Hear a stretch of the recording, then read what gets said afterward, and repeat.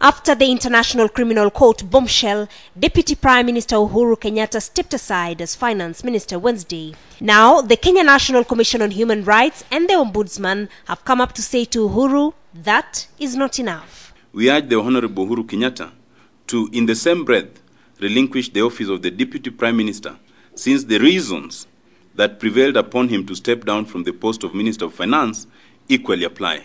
In a joint statement, Amolo further questioned Uhuru's assertions that he will vie for president in the coming general election. The primary consideration in this respect shall be whether, having stepped down from one appointive public office, one can vie for a higher elective public office during the pendency of the trial.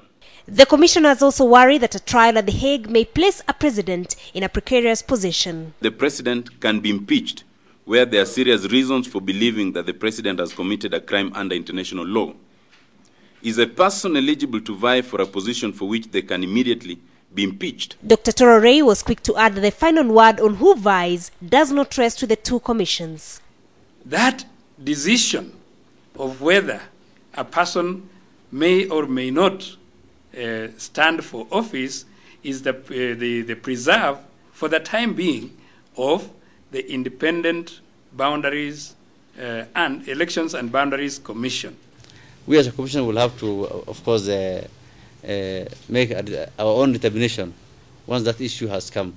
This debate places the ball squarely in the Independent Electoral and Boundaries Commission, IEBC. In the meantime, these commissioners also want their appointees to the positions of Finance Minister and Head of Civil Service confirmed, arguing that the Constitution does not give provisions for appointments in acting capacity, but also recognizing that it does not prevent such a move either.